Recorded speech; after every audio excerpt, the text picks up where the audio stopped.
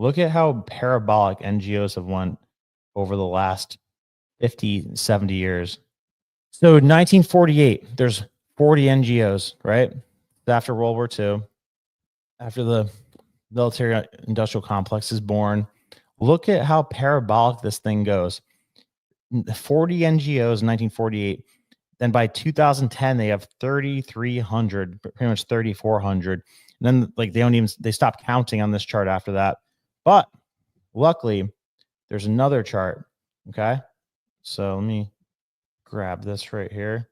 This one goes all the way to 2020. And like there's two parabolic shifts with this. So you see one of the parabolic shifts, it gets kind of crazy after, what was that, 98? Starts ripping higher. I mean, it really got crazy. It really got crazy in 92.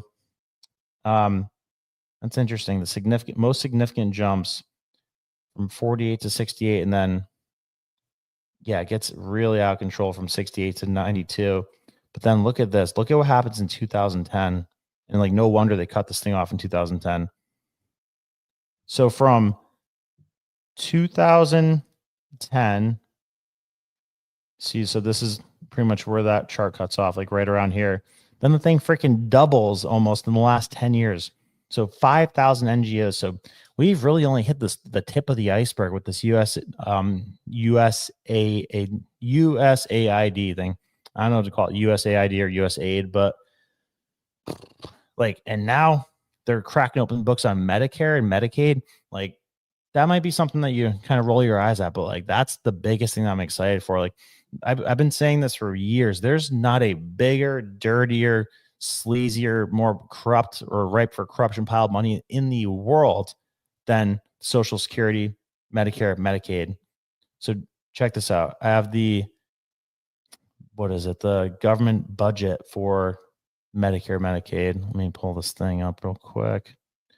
So we're talking about $1.7 trillion, bigger than the military budget. Like, I cannot even fathom what they're about to find with this. Here it is. Here it is. Boom, boom, boom, boom, boom, boom, boom. All right. So top spending for the government.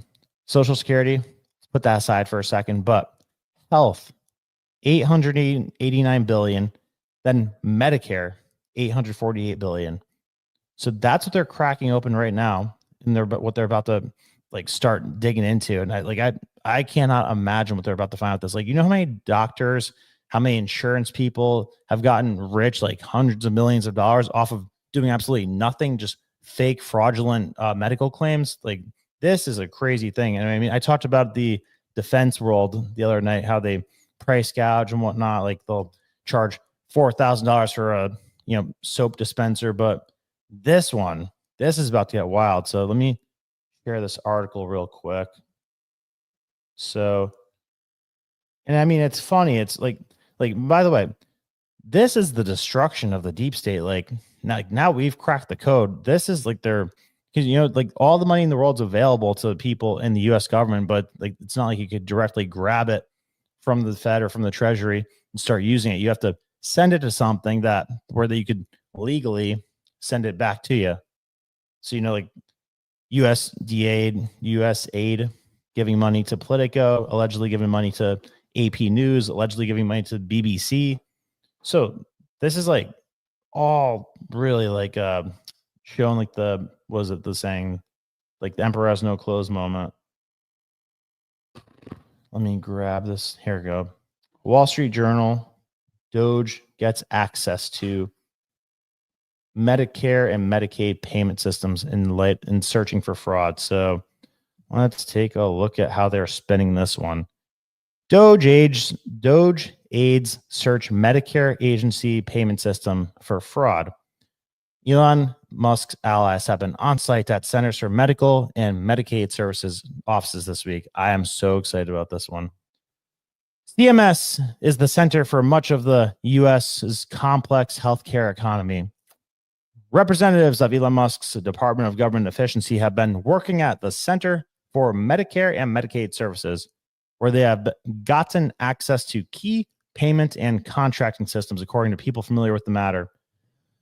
The DOGE representatives have been on site at the agency's offices this week people said, and they are looking at the system's technology as well as spending that flows through them with a focus on pinpointing what they consider fraud or waste.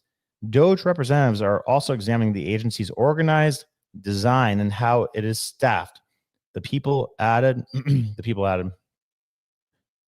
White House and DOGE officials didn't comment. Musk on his X platform posted, yeah, this is where the big money fraud is happening, referring to the Medicare agency in a report of another user who referenced the journal's reporting.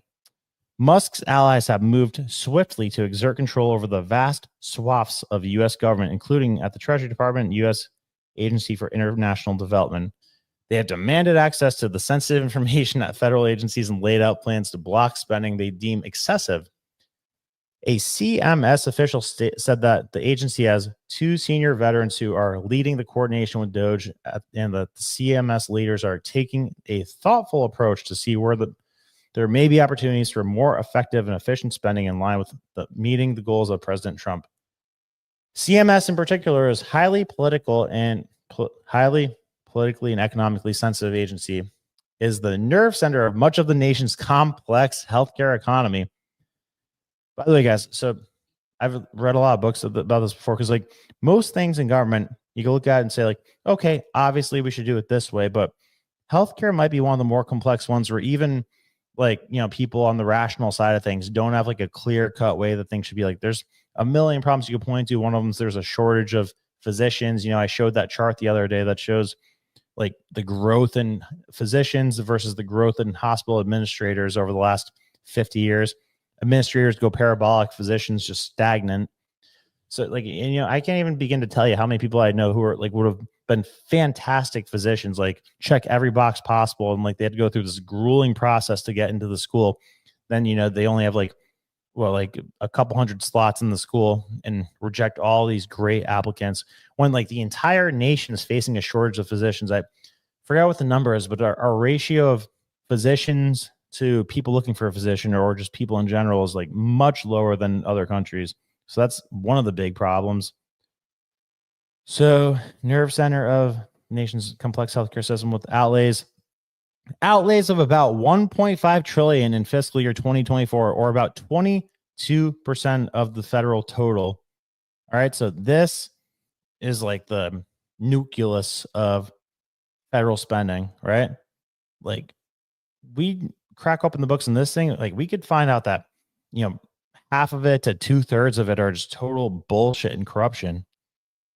So with around 6,700 employees, it oversees Medicare, the health coverage program for older and disabled Americans, and Medicaid for lower income enrollees, among other areas.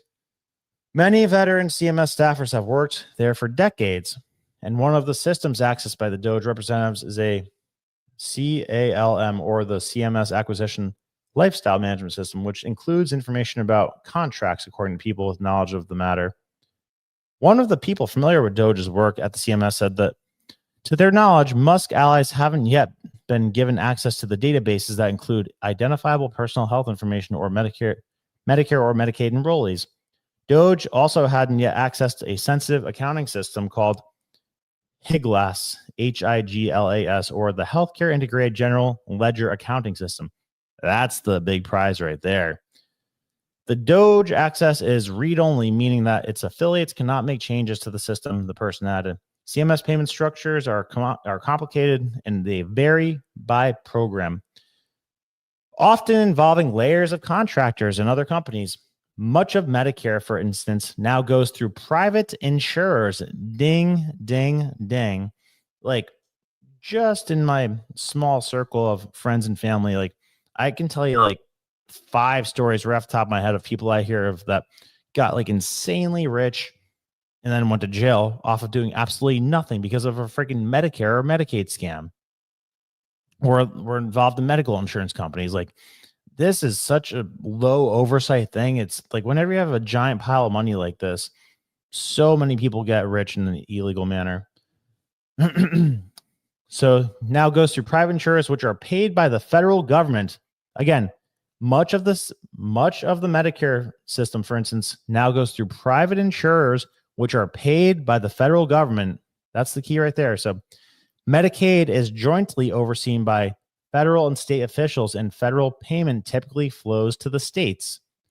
The federal government has enforcement efforts around healthcare fraud at the Justice Department, the Department of Health and Human Services Office Inspector General, and CMS itself. Dr. Mehmet Oz, the high-profile physician, former television host, has been nominated to lead CMS. Great. But it hasn't yet been confirmed by the Senate.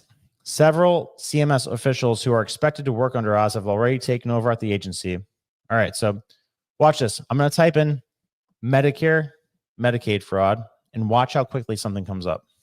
As Medicare fraud spreads, SFLA tops U.S. for billions lost, some spent on Lambos and Lux watches. For 2 decades, the Justice Department has spent a sizable fortune cracking down on criminals ripping off Medicare. But for federal health insurance programs still bleed billions each of dollars a year due to persistent fraud in Miami and other hotspots across the country. Although authorities have won thousands of fraud convictions, technology has made it easier for criminals to steal millions of patients' identities off the internet to churn out false Medicare claims. Then the launderer, they launder the illicit profits through shell companies, bank accounts, and luxury assets, not unlike drug traffickers, federal officials say.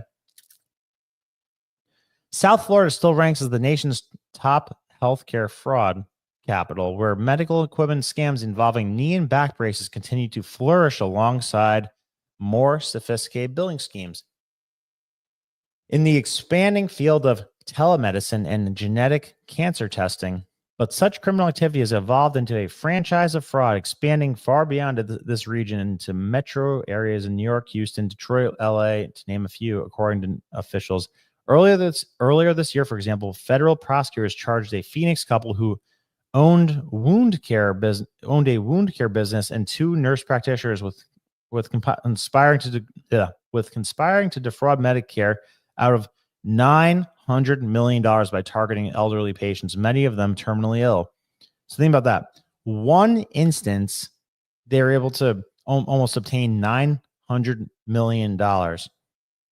So now cast that out across the entire country. This is one instance of them trying to commit Medicare or Medicaid fraud, and it's worth $900 million. So Medicare paid the couple $600 million as part of their fraudulent billing scheme, averaging more than $1 million per patient for medically unnecessary or ill-advised amniotic wound grafts. Amniotic wound grafts. So yeah, $1 million per patient, and it's fake claims. The couple who received huge kickbacks from a company that supplied the expensive skin grafts bought a Ferrari, a Mercedes-Benz, gold bars, and nearly $6 million mansion, according to an indictment. In late June, the Department of Justice announced what authorities described as a snapshot of a recent healthcare fraud probes, including the Arizona case. The figures were staggering. 193 business operators, medical doctors, and other licensed professionals, including 38 defendants in South Florida, were arrested over a 2-week period on charges submitting $2.75 billion to fake Medicare as well as private insurers. As a result, the offenders raked in $1.6 billion in mostly taxpayer-funded payments from the financially fragile Medicare program for seniors. Meanwhile, authorities said that more than $231 million in cash, gold, and other illicit assets were seized. The numbers speak for themselves, said Jeffrey Veltri, the special agent in charge of the FBI's Miami field office. Healthcare fraud in South Florida is a large, growing problem. In recent years, one of the more troubling trends has been not only large-scale hacks of hospitals. In recent years, one of the more troubling trends has been not only large-scale hacks of hospitals and insurers for patient identities, but also the rampant theft of Medicare IDs sold openly on the internet, which can be exploited for a variety of multi-million-dollar billing schemes. Selling Medicare ID numbers on the web, so consider the crime of Broward County's Charles McGuey, who posted an online advertisement promising, quote, Medicare data for sale. Last year, McGuey admitted in court that he illegally acquired Medicare beneficiary identification numbers from a Fort Lauderdale company called Lead Junkies to sell them for around 12 cents a number and made $310,000 from selling 2.6 million BINs. That's insane. McKinley was sentenced to more than 3 years in prison after pleading guilty to conspiring to violate the Medicare Access and Chip Reauthorization Act of 2015. Federal investigators are pursuing leads from his sale on strike forces using stolen IDs. So half of U.S. fraud cases half of U.S. fraud cases come from South Florida. So at least half all Justice Department's strike force prosecutions of healthcare fraud were filed in South Florida, with more than 2,500 convicted defendants since 2007. Authorities say the root of the problem is Medicare's pay and chase system, which involves paying claims from clinic owners, doctors, and other medical professionals within 30 days and then pursuing them afterward if their bills look suspicious. We're doing our best to keep up, and we're dedicating significant resources to only stop the bleeding, but to recover as much of the ill-gained funds as we can before it disappears, said Lynette Alvarez Carnes, an FBI supervisor special agent who has been fighting healthcare fraud rackets in South Florida for nearly 25 years. Because once the money is cashed out, it's hard to trace and recover. How's that possible? I mean, come on. Like, we always brag about the technology we have. We really can't trace where the money goes. Another problem is the nature of Medicare fraud. It's like a game of Whac-a-mole in which authorities can target one type of scammer overbilling for costly cancer drugs, only to see other kinds pop up invoicing fraudulent claims for home insulin shots or COVID-19 testing during the pandemic. But what's really troubling is the resurgence of durable medical equipment, DME schemes that date back to decades. Authorities say for some schemes like DME, it's too easy and the money is too good, said Juinger, Chief Economic Crime Section at the U.S. Attorney's Office in Miami. So you get the point.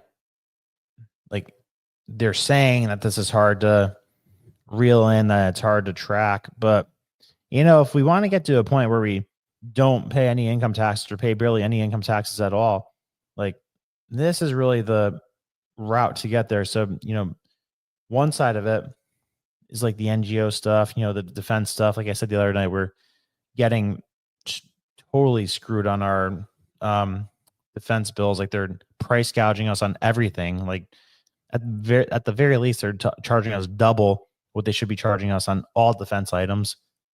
Then, you know, that's almost $1 trillion. Say you cut that in half. Or here, let's go to the federal budget right now. All right.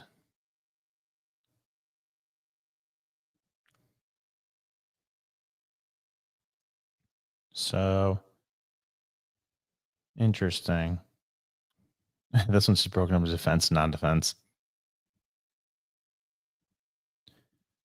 So you go to this thing and come on, where's the right one? So health, 14%, Medicare, 13%. So health is Medicare, or excuse me, Medicaid, and then Medicare, 13%. Then defense, 15%, right? So let's go to dollars. See, now this isn't even right. What the hell is this thing talking about? It's not 262 billion on defense. It's 900. Okay, so was it treasury.gov? I guess you can't trust that one. Let's find one that's actually correct. Let's try this thing out. I love a good pie chart. All right.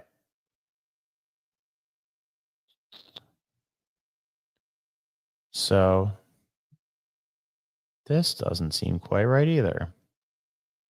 So, okay. This is 2021. Why is it saying that 46%? Oh, discretionary spending.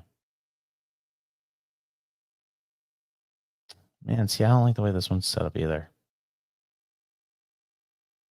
Okay, here we go. So see, Medicare and health, 1.46 trillion.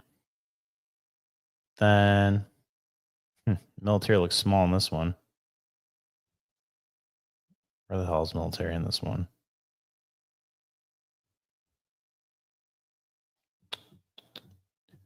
See how freaking...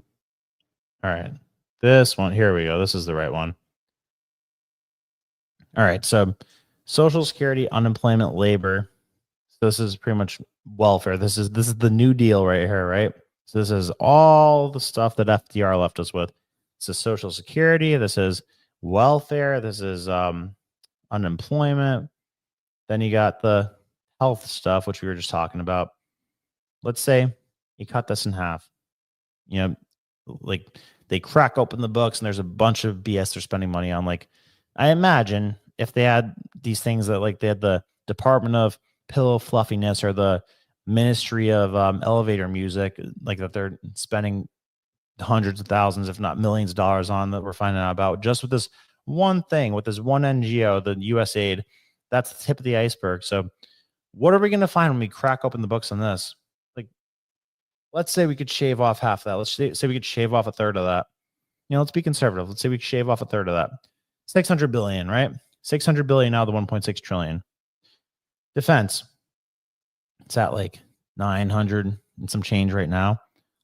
Let's say we stop the price gouging, and, like, I know, crazy thought. It's like, stop getting price gouged by the defense contractors. Say we could take half off that. We're already at $1 trillion, right? Then Social Security, like, imagine the fraud that goes into Social Security.